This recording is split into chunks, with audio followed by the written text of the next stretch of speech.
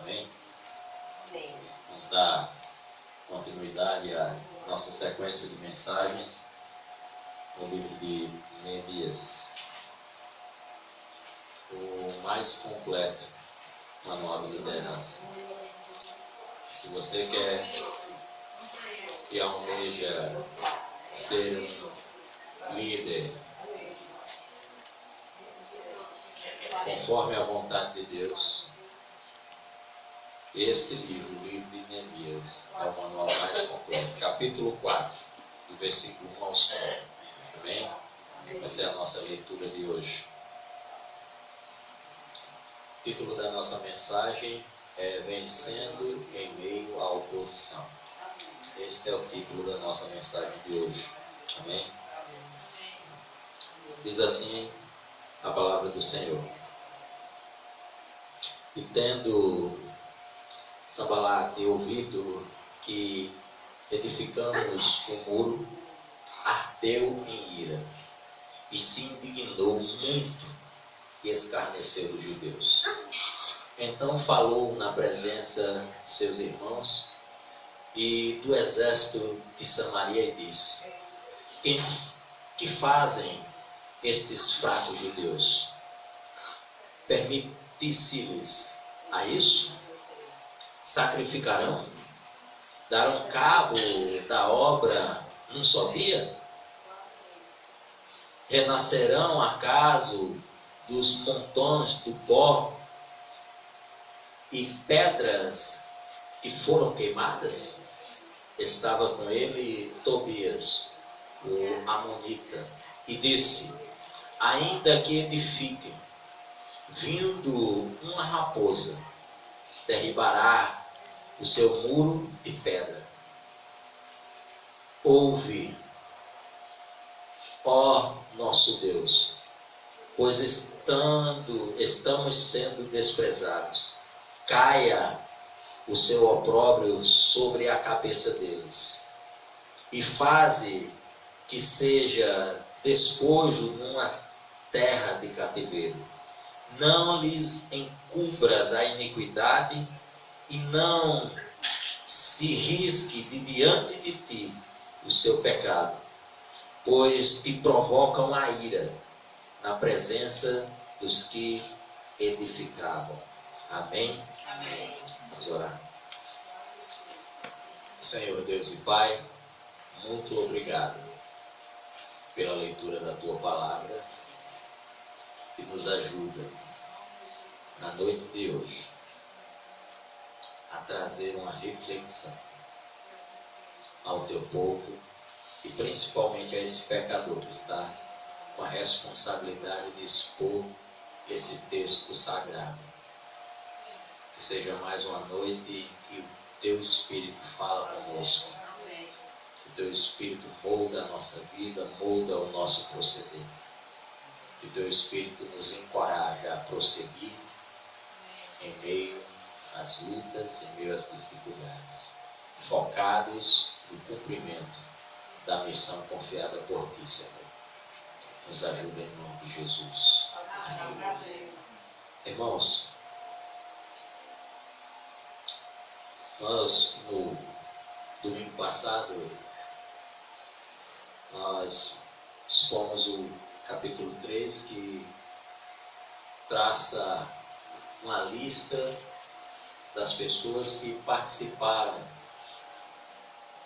diretamente da reconstrução dos muros de Jerusalém. Essa história cantada aqui no livro de Neemias, ela ocorre cerca de 142 anos depois do exílio babilônico, depois do povo ser levado em cativeiro por Nabucodonosor, rei de Babilônia. Esse retorno acontece a partir do momento, 70 anos depois, quando o rei Dário, rei da Pérsia, ele chega ao poder e o Império Babilônico é derrubado. Ao ouvir uma profecia do profeta Jeremias acerca do retorno do povo judeu à sua terra, ele autoriza Esdras e Zorobabel a retornarem a Jerusalém e a reconstruírem a cidade santa. Nesses primeiros momentos de retorno do povo judeu, eles começam a desfrutar de algumas conquistas e de algumas vitórias. Zorobabel, ele reedifica o altar ao Senhor, o altar de sacrifício, né? Estabelecendo assim culto a Deus em Jerusalém. Esdras teve uma grande responsabilidade também, que é de trazer de volta ao coração do povo a lei do Senhor. E por último, essa terceira leva, já sobre a liderança de Neemias, com a responsabilidade de reedificar os muros de Jerusalém. Nós vimos ali no capítulo 1 que tudo começa, essa história começa com o encontro de Neemias com seu irmão Hanani. E com Hanani chegam alguns judeus que estavam em Jerusalém, e Neemias tem a coragem de perguntar como estava a situação do povo que estava em Jerusalém. Hanani dá o relato, e o relato de Hanani é de destruição, de miséria, de opróbrio, do povo sendo escarnecido pelos seus inimigos. E essa realidade toca no fundo do coração de Neemias, que enche-se de tristeza e de compaixão pelos seus irmãos. Neemias, que até no presente momento era copeiro do rei, agora já um outro imperador, está à frente do Império Medo-Persa, o imperador Artaxerxes, o rei Artaxerxes. Neemias é copeiro do rei, uma espécie de primeiro-ministro, um homem responsável por administrar o vinho e o alimento do rei. Nós vimos também nessas oportunidades que havia um certo receio dos reis, dos homens poderosos da antiguidade, de serem assassinados por envenenamento. E assim eles escolhiam homens de confiança para experimentarem primeiro o vinho e a comida, para que eles não corressem o risco de ser envenenados. E Neemias, ele tinha essa grande responsabilidade, era um homem muito importante naquele império, pois a vida do rei estava sob seus cuidados. E nós vamos entender que uma pessoa como essa, ela tem uma certa influência junto ao governante, ao soberano da época. Mas Neemias temia que, ao fazer uma espécie de pedido em favor do seu povo, Neemias temia pela sua própria vida, que o rei não visse com bons olhos o seu pedido e que assim decretasse a sua morte. Então Neemias, ele primeiro, antes de recorrer ao rei, ele recorre ao Deus dos céus. Neemias começa uma campanha de jejum e de oração, e depois dessa campanha, Deus concede graça a Neemias diante do rei Artaxerxes, e este autoriza a reconstrução, a retomada da obra que estava parada. E não só isso, concede a Neemias também toda a provisão, todo o material necessário para a empreitada desta grande obra. E é maravilhoso ver como Deus move o coração de pessoas em nosso favor. Como Deus move o coração de ímpios, de pessoas descrentes em nosso favor. Eu acredito que não só o pastor Albertino, mas acredito que os irmãos já experimentaram isso. Né? A graça de Deus, Deus dando o favor dele diante de pessoas, até de autoridades, né? Agindo com misericórdia. E nós, no capítulo 3, nós estudamos um pouco e expomos aqui como Neemias foi estratégico, né?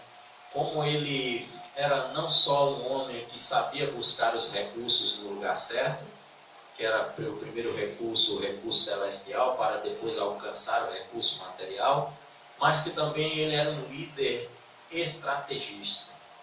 Um líder que sabia extrair dos seus liderados o melhor de cada um, colocando a pessoa certa no lugar certo, solucionando problemas antes que eles viessem a acontecer. E nós aprendemos muito domingo passado com a sabedoria que Deus concedeu a este líder extraordinário chamado Neemias. Mas agora, irmãos, no capítulo 4, a construção dos muros de Jerusalém estão de vento em pouco. A cidade realmente está sendo reedificada. Neemias, ele não só consegue o favor do rei, Deus não só concede o favor do rei, mas como Neemias é um líder que inspira os seus liderados, aquele povo que estava em miséria, que estava desanimado, que estava sofrendo com a oposição dos seus inimigos, com o escárnio dos seus inimigos, esse povo, após o discurso de Neemias, após a convocação de Neemias para a reconstrução dos muros, esse povo se motiva novamente e esse povo é investido de uma coragem que Deus concede àquele povo, de uma vontade de realmente rever a cidade reconstruída. E esse povo reinicia a obra e reinicia com todo o gás, com toda a sua energia e com alegria, a reconstrução dos muros. Nós vimos que aí no capítulo 3 que sacerdotes, magistrados, perfumistas, mulheres, idosos, todas as pessoas, todas as classes sociais, pessoas de vários níveis, pessoas diferentes, pessoas até judeus que não moravam em Jerusalém, que já tinham estabelecido suas famílias fora dos muros de Jerusalém, vieram também para ajudar na reconstrução. Então Neemias ele consegue essa façanha. Deus concede graça não só diante do rei, mas também concede graça a Neemias diante do povo que ele está liderando nessa reconstrução. E agora no capítulo 4, nós começamos a ver o relato de Neemias acerca da oposição que ele sofreu ao abraçar e ao iniciar esta obra. Vamos lembrar que Jerusalém está rodeada de inimigos. Até hoje Jerusalém é assim, não é, irmãos? Jerusalém, a Israel é do tamanho quase do Rio Grande do Norte, se não é menor. E ele está rodeado de inimigos com dimensões muito maiores, com exércitos muito mais numerosos. Mas Israel está lá. Né? Há muitos que criticam, né?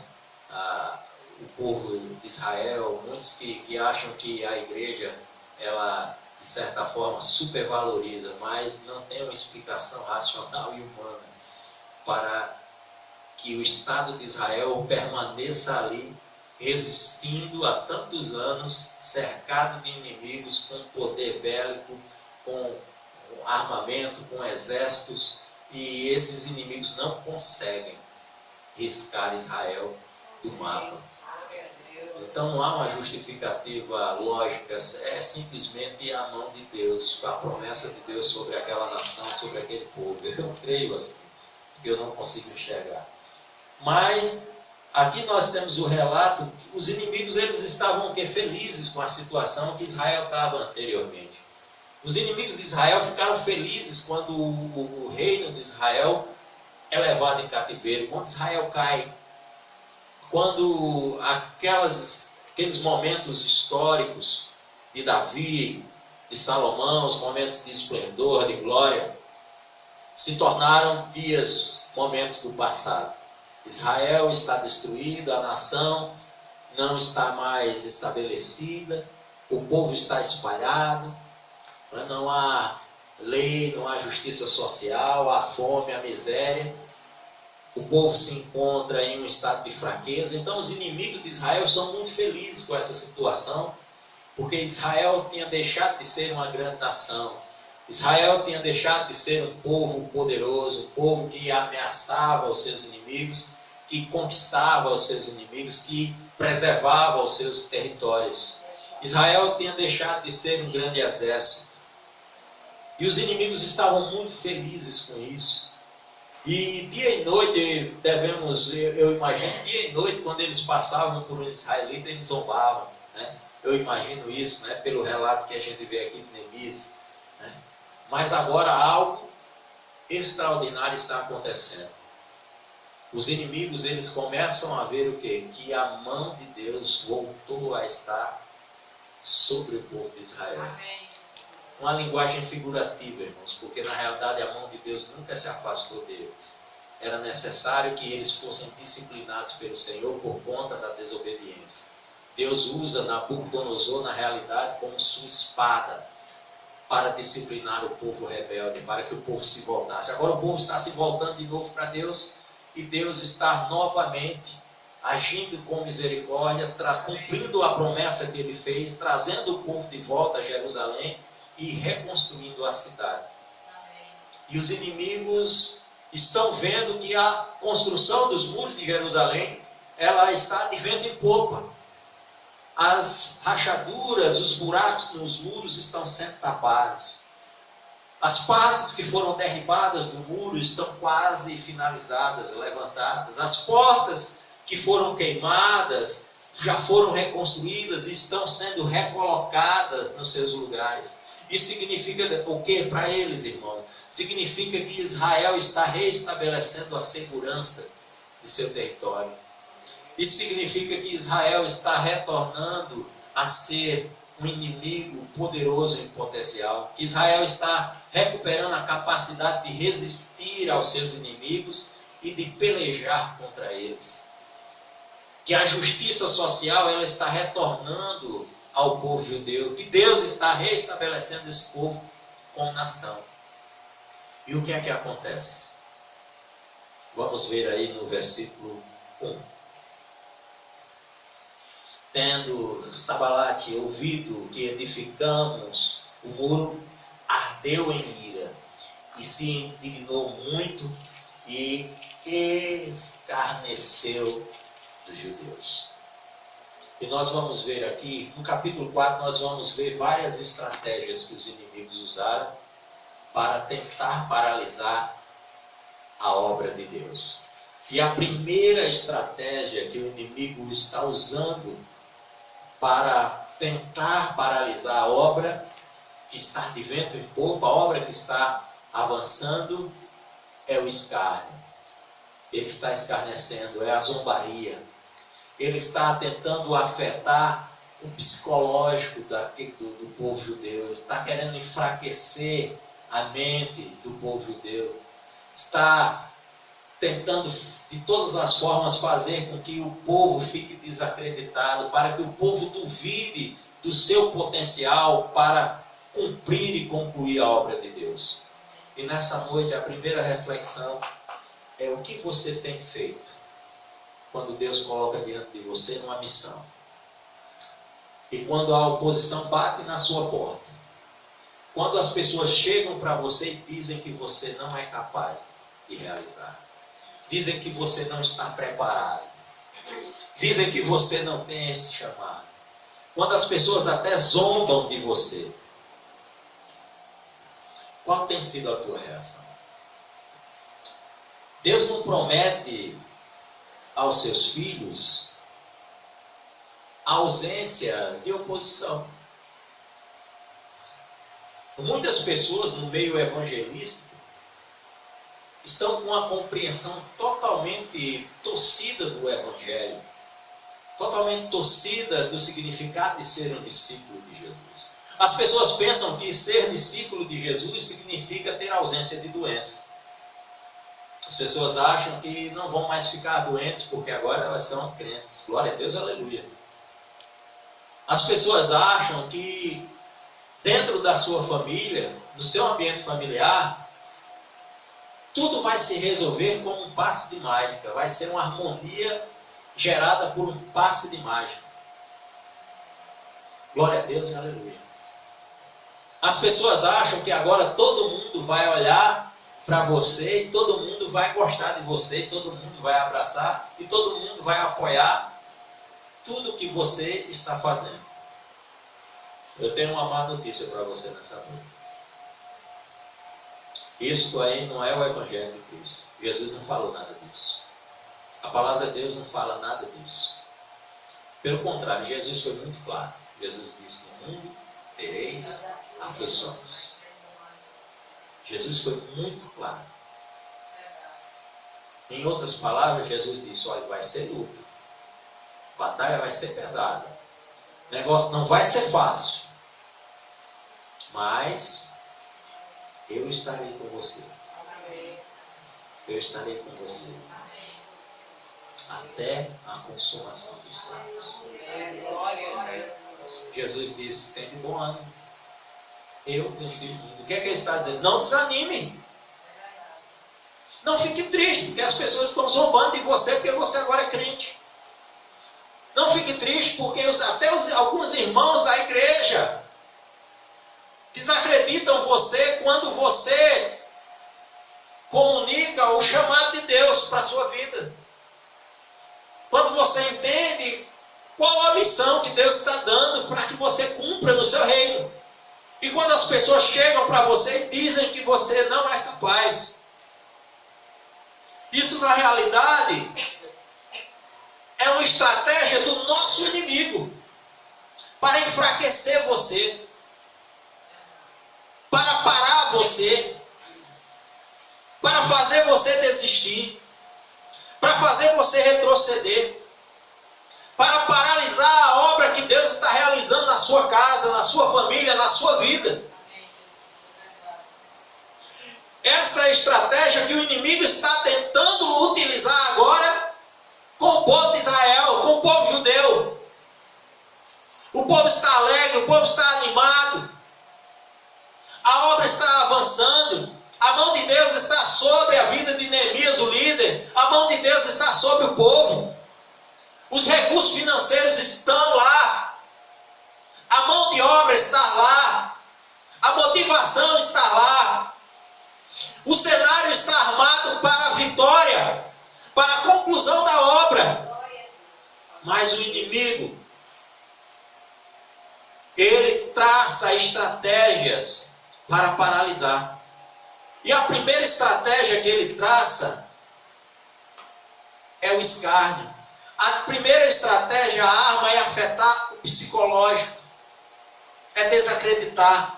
E é isso que ele faz com você, é isso que ele faz comigo. Quantas vezes Deus convoca você para uma missão? E quantas vezes você recua? Porque você escuta uma vozinha lá no seu interior dizendo, eu não sou capaz. Eu tenho uma coisa para dizer para você nessa noite. Realmente você está certo. Você realmente não é capaz. Mas isso não depende de você. A obra não depende da sua capacidade para ser concluída. É Ele quem faz através da tua vida. É através da força dele, do poder dele, da ação dele, da bondade dele, da misericórdia dele, do amor dele. É isso que faz com que você avance, que você conclua, que você finalize a obra. É isso, irmãos. Versículo 2. Então falou na presença de seus irmãos e do exército de Samaria e disse, que fazem estes fracos judeus? Permitiu-se a isso? Sacrificarão? Darão cabo da obra em um só dia? Renascerão acaso dos montões do pó e as pedras que foram queimadas? Ele começa a botar em dúvida a capacidade do povo. Não é só, imagine o povo lá, irmãos, reconstruindo os muros, animado, e os inimigos falando aquilo em voz alta para que o povo escute. Tentando, é como você está ali trabalhando, fazendo alguma coisa, e a pessoa, sai daí, tu é um fraco, está vendo que tu não vai conseguir fazer isso? Quem é você para fazer isso? Você acha que conversa é essa? Imagina o terror psicológico. Se coloque no lugar dos que estavam reedificando os muros, do quando eles já tinham sofrido com o escárnio dessas mesmas pessoas. Nós vamos ver que desde o início esses homens se levantaram contra, os inimigos de Israel se levantaram contra a reconstrução, contra o avanço da obra de Deus. Em todos os momentos eles tentaram paralisar a obra. Mas eu tenho uma boa notícia também para você nessa noite. Quando a obra é de Deus, ninguém pode parar. Amém. É impossível. Se você desistir, Deus vai levantar outro, mas conclui. Se você desistir, você vai perder a oportunidade de escrever o seu nome na história.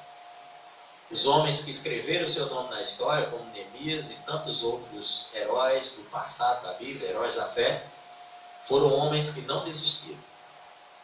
Homens que não retrocederam. Que mesmo em meio às situações difíceis da caminhada cristã, eles prosseguiram em meio às afrontas e aos desafios e às armadilhas do inimigo. Eles avançaram. E é isso que Deus está falando conosco hoje. É isso que Deus está falando com você. Está instigando você a prosseguir, a avançar, a não desistir, a não retroceder. Está dizendo a você: tape os ouvidos à voz do inimigo. Não escute o que ele está dizendo a seu respeito, porque o que ele está dizendo a seu respeito é mentira.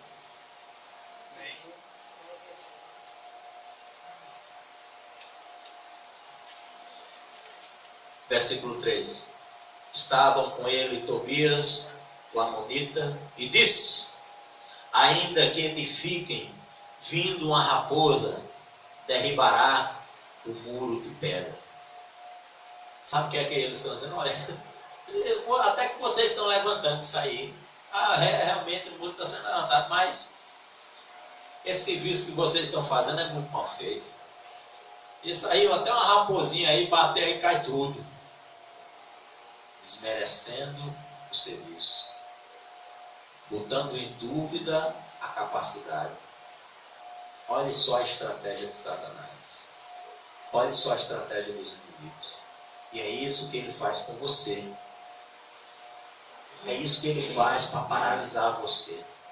Para impedir que você cumpra a obra de Deus.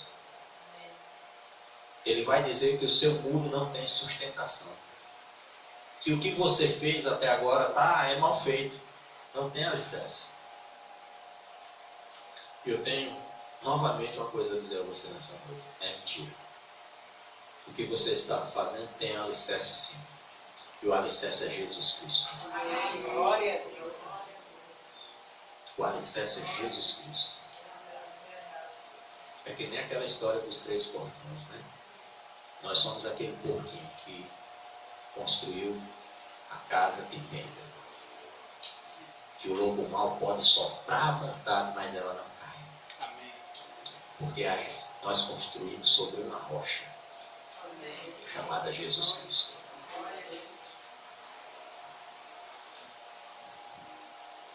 Verso 4 e 5 é a oração de Neemias ao ouvir.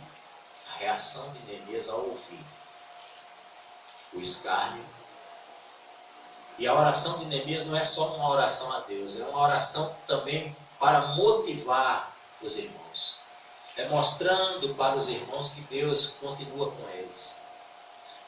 A tentar trazer ao coração daqueles irmãos o desejo de continuar em meio à oposição. A não desistir, a prosseguir em meio à oposição. Olha só a oração de Neemias. Ouve, ó Senhor, pois estamos sendo desprezados. Caia o seu opróbrio sobre a cabeça deles. E fazem que sejam despojo numa terra de cativeiro. 5. Não lhe encubras a iniquidade, não risque de diante de ti o seu pecado, pois provocam a ira na presença dos que edificaram. Neemias faz uma oração clamando por justiça a Deus. Dizendo: olha, Senhor, mais ou menos assim ele está falando: olha, Senhor, foi o Senhor que nos mandou vir para cá. Sobre a tua ordem, Senhor, que estamos reedificando os muros de Jerusalém. E agora o Senhor está contemplando. Olha o que esses homens estão fazendo aqui. Esses homens estão zombando do teu povo. O teu povo, aquele que o Senhor escolheu. Eles estão zombando do Senhor. Estão escarnecendo também o nome do Senhor. Eu sei que o Senhor é bondoso, eu sei que o Senhor é misericordioso, mas a minha oração é que o Senhor não esqueça do que eles estão fazendo hoje com o teu povo, tentando paralisar a tua obra. faz com que aquilo que eles estão desejando para nós caia sobre eles. Não esqueça, Senhor, não esqueça não do que eles estão dizendo hoje. Faça o pecado deles cair sobre eles. Talvez você olhe para essa oração de Neemias, né? Cadê o amor? Cadê o amor? Mas às vezes a igreja tem que fazer uma oração de guerra. A oração de Neemias não é uma oração de vingança. É uma oração de clamor por justiça. Neemias não está pedindo nada além de que Deus haja com justiça diante dos inimigos de Israel. Eles estão tentando desmotivar o povo que trabalha, Senhor. Se revela a esses homens, para que eles entendam que esta obra não é do homem, mas que essa obra é do Senhor. Amém. Veja só o que Neemias faz. E nós, finalizando aqui, irmãos, nós vamos observar algo interessante. Um líder que avança e que consegue obter vitória em meio à oposição é um líder que ora. Sabe qual foi o segredo do sucesso de Neemias? A oração. Capítulo 1. Anani dá o relato. Neemias ouve. O que é que ele faz? Ora. Capítulo 4. Os inimigos de Israel começam a atacar psicológico, começam a escarnecer do povo, começam a desmerecer e a colocar em dúvida o serviço. O que é que Neemias faz? Vai discutir com eles? Neemias, mais uma vez, ora. Sabe por que isso acontece? Porque Neemias sabia aonde buscar o socorro. Amém.